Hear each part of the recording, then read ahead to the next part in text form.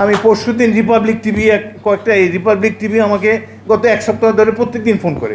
আমি তো ভাই বলেই দিলাম, এক মহিলা ফোন করে, ভাই আপনাদের তো নাম শুনি নাই, এটা কোথাকার, এটা কি ন্যাশনাল চ্যানেল?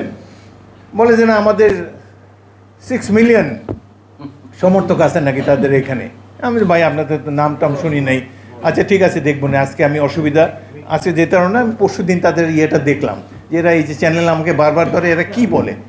ওইখানে তাদের প্রোগ্রাম দেখে একদম আকাশ থেকে পড়লাম।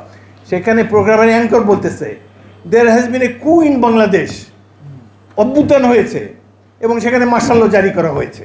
আমি নিজের কানে শুনেছি পরশুদিন। ভারতীয় একটা টিভির অ্যাঙ্কর, ওয়েস্ট বেঙ্গলের টিভি বোধহয় রিপাবলিক, বলতেছে এটা সামরিক অভ্যুত্থান হয়েছে, বাংলাদেশে এখন মার্শাল চলছে। এত বড় নির্জলা মিথ্যা কথা আমি না শুনলে বিশ্বাসই করতাম না, অন্য কেউ আমাকে বললে। সো এইভাবে একটা দেশের, ভারতের মতো একটা বৃহৎ গণতান্ত্রিক দেশ, ওয়ার্ল্ডস বিগেস্ট ডেমোক্রেসি, আমরা তাদের ডেমোক্রেসিকে অ্যাপ্রিসিয়েট করি।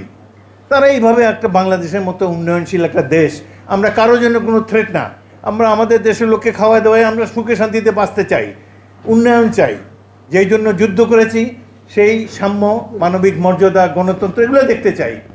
এগুলোর জন্য তো আমরা যুদ্ধ করি। আর আমাদেরকে ডিস্ট্রয় করার জন্য এই বিজেপির সরকার এইসব কথা বলতেছে, কি অত্যন্ত দুঃখ লাগে। আমার দেশে পতাকা পড়ানোর তুমি কে? What have you done? এই 80 বছর বয়সে আমি তো কোনো দাঙ্গা দেখি নেই। আর ভারতে কদিন পরে পরে তো দাঙ্গা লাগে, সেখানে মিডিয়াও সেটা প্রকাশ করতে পারে না। ফখরুদ্দিন আলী আহমদ ভারতের প্রেসিডেন্ট ছিল, তার ফ্যামিলি ভোটার হতে পারে না আসামে। সুতরাং তাদের অনেক এই কিছু কিছু রাজনৈতিক দল আসে মানুষকে কষ্ট দেওয়ার জন্যে। আজকে কংগ্রেস থাকলে বা ইভেন তৃণমূল, যে মমতা অনেস্ট লেডি, আমাদের অনেক পপুলার বাংলাদেশে ছিল উনি সব দিক দিয়ে সম্মান করার জন্য একজন নেত্রী। তার আবার কি মাথায় কি পোকা ঢুকলে এখন শান্তিরক্ষী বাহিনী চায় বাংলাদেশে।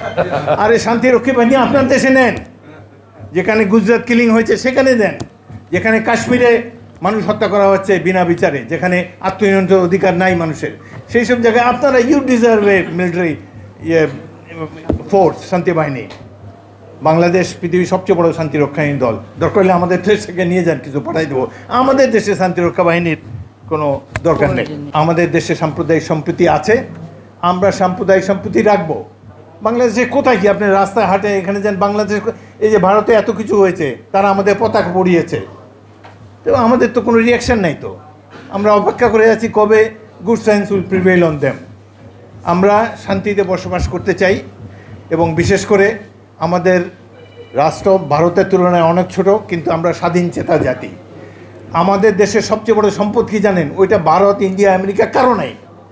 আমাদের দেশের একটা দুর্দর্শ সাহসী তরুণ সমাজ আছে, যারা ওই যে কথা আমার তো একেবারে কবরে যাওয়ার আগে পর্যন্ত মনে থাকবে, পুলিশ বলতেছে তার অফিসারকে, স্যার একটা গুলি করি, একটা পড়ে যায়, বাকিগুলো লড়ে না, দাঁড়ায় থাকে। এইরকম সাহসী জাতি দুনিয়াতে নাই। ভারত কেন, আমেরিকাও এসে কোনোদিন বাংলাদেশ দখল করতে পারবে না। You can come and try.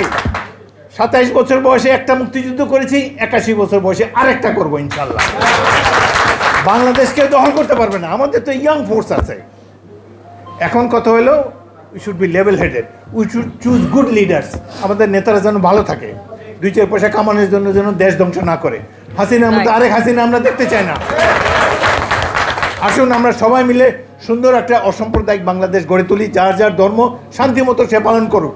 আমরা একে অন্যকে অলওয়েজ প্রোটেক্ট করবো, একে অন্যকে সহায়তা করব এবং গণতন্ত্রকে যে কোনো মূল্যে আমরা ধারণ করে থাকবো। আপনাদের সবাইকে অসংখ্য ধন্যবাদ।